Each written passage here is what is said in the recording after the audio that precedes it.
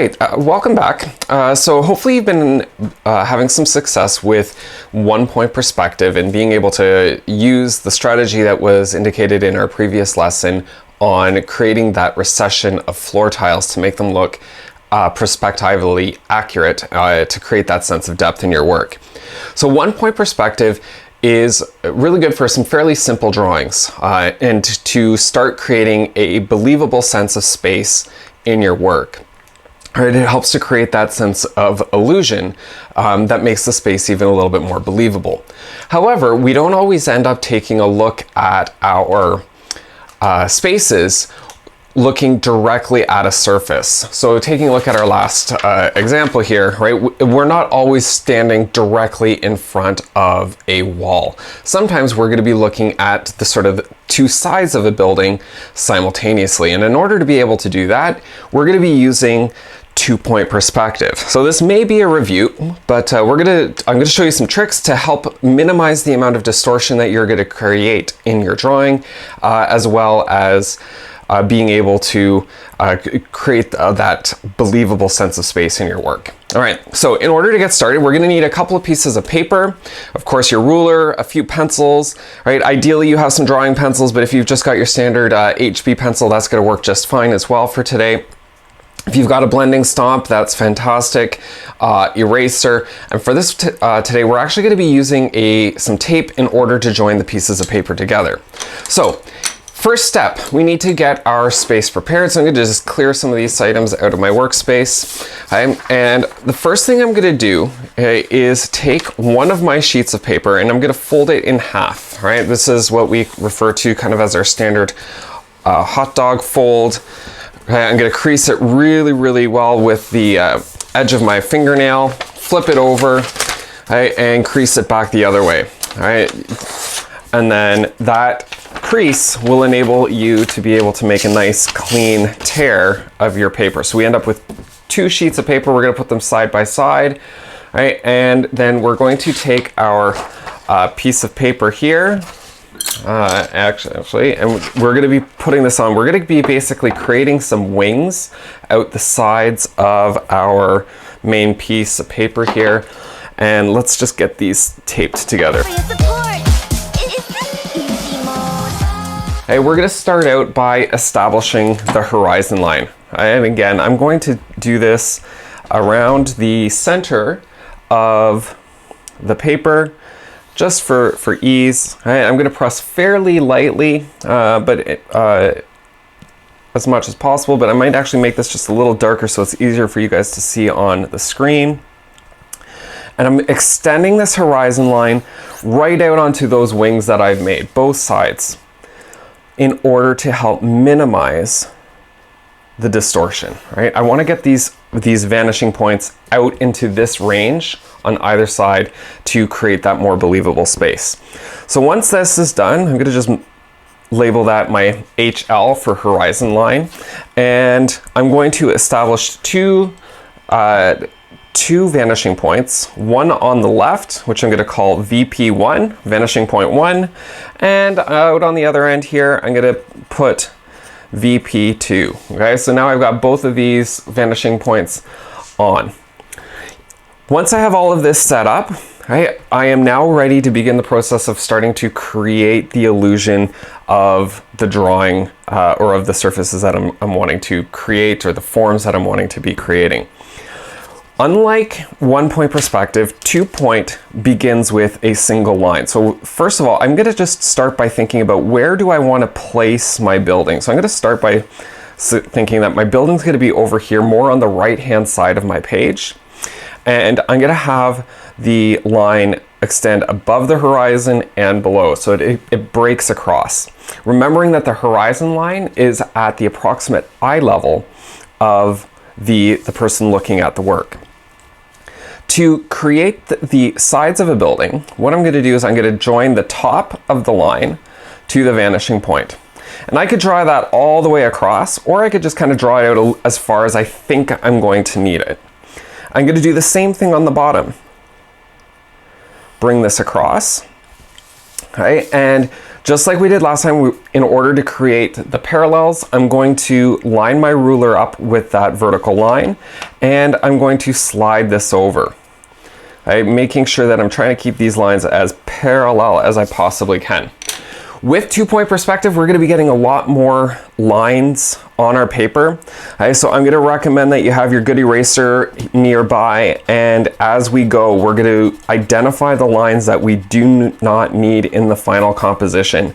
Right, and just start to remove these as much as possible, just to keep things as organized and easy to recognize as possible. So right now, I got side 1. And I'm going to take this and I'm going to now join this out to the bottom. I want the face of this building to be a little bit larger, so I'm going to bring it across a little bit more. And I'm going to do the same thing on the opposite side. Right, same idea here. I need to get the other vertical line. I'm going to line up my ruler and slide it across, trying to keep it as straight as possible. And I'm going to put my line in. Okay. And again, erasing the lines as I need them to make it as easy to sort of see what is happening in the composition as possible. Okay, so here we go. Okay, so I have the side of the building, right? So if I'm imagining this to be an apartment building, for example, I might want to be thinking about creating some doors, right? I'm kind of just freestyling this at the moment now. I have 2 parallel lines here, and I need to create the top of the doorway. So you'll notice that these lines are below the horizon, which means that my what would be a horizontal line needs to be on an upward angle towards the vanishing point. Anything on the left side of the building, okay, typically kind of comes over to the first vanishing point. Okay, everything on the right kind of goes over. There will be some exceptions, of course. All right, so I'm going to create another building. I'm going to have this one following along here, but I want this one to be kind of set back a little bit. So I'm going to raise this up, and I'm going to bring that across. Vanishing point over here. This one's going to be maybe a little bit taller than the other one. And I'm going to bring this over here. Okay. And again, I'm going to erase and erase.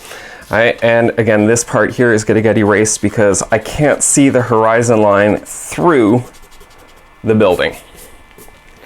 Right. Now, I have the left side. I need to be able to get that right side in. So from this point here, I'm going to be bringing my line over to the second vanishing point over on the right-hand side. Okay, same thing for the top. This one comes down to vanishing point 2, and right now I can't see the end of the back wall, but I can bring this down so that it comes up to the top of the other building, right? And again, I can't see this line here. Okay, so those are going to get erased, and I kind of erased the main corner of that building, so I'm going to come back in, right, and add that in for clarity, make it a little bit stronger. Here we go. Okay.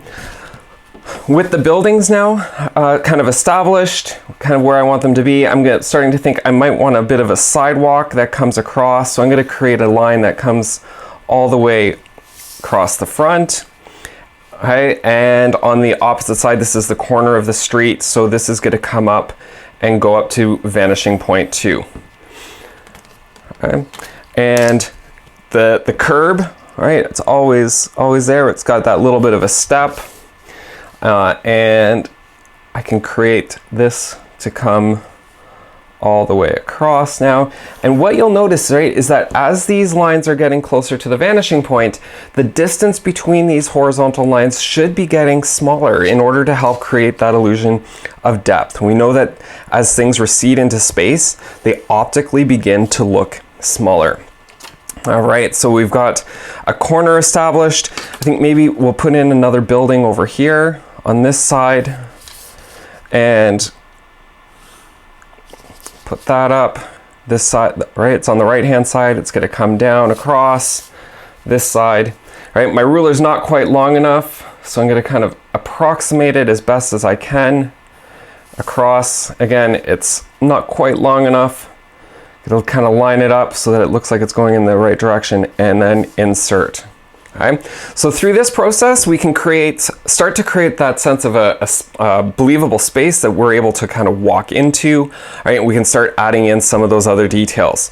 Just like one perspective, we want to create the illusion of recesses, similar to what we did here, right? But on the building, we want to be thinking of doors and potentially of windows as well, right? And in order to do that, I'm going to bring my line across. Right? And anything that's below the horizon line is going to be pretty straightforward. Right? It's just going to be a little bit here. And again, I'm going to need to erase that line in order to create the recess. The sort of the edge of the door frame there. Right? I can start to put in the door separation of the doors.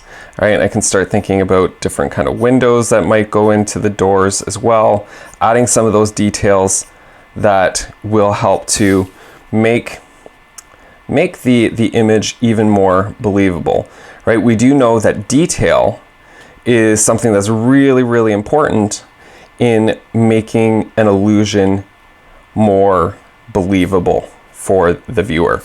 Right, so a couple little doors, right? And typically, I'd probably guess that the windows that are above might be about the same size, right? And again, what we would do for these is take care to make sure that all of these lines are now going off to the left-hand side here, okay? And in order to create the recesses, I'm going to put my lines in. So I've got this one here, and just like before, this one's going to go straight up, and I'm going to create the bottom windowsill on this one. All right, and then on this one here, oh, I missed that line. Okay, so now let's reinforce this. We got this line here, down, and across, and across. Okay, so when we get into the center, okay, we're going to have that line that kind of comes down here. This time, when we straddle the horizon line, right, we're not really going to be able to see the top nor the bottom very easily, right? But it'll be just slightly there, so we're going to just kind of bring those in ever so slightly. Okay, in order to create that illusion. Okay, so again, what we'd be looking at doing is to try and create a little bit of detail. What I would like you to do is to try and get a couple of windows, a couple of doors into some of these other buildings. I'm going to continue drawing, but I'm not going to narrate or explain what I'm doing. I'm going to put it into a fast speed up motion in order to give you a quick idea of what might be possible with the 2-point perspective. All right, so hang on, give me a couple more minutes, and we'll start to bring this drawing to life just a little bit more. All right.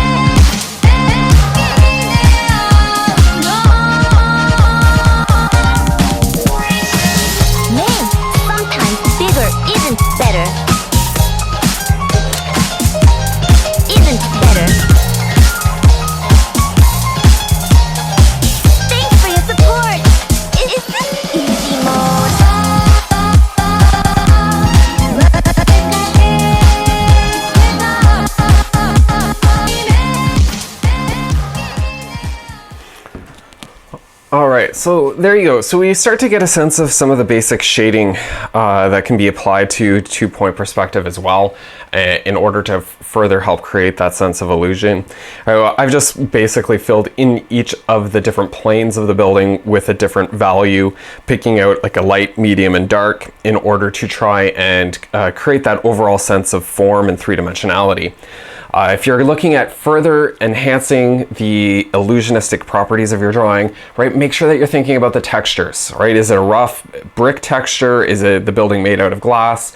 All of those types of decisions, again, will help to create a much stronger sense of three-dimensionality and an amazing sense of overall illusion in your work. All right, so if you're feeling ambitious, continue to kind of explore, post what you have up there. All right, I'm looking for a very minimum is that you've got a really good solid contour drawing, just all of the lines and erased lines where necessary, right? If you're wanting to demonstrate your further thinking and exploration of two-point perspective, please make sure that you add in some shading, and as always, I will be more than happy to provide you with some additional feedback.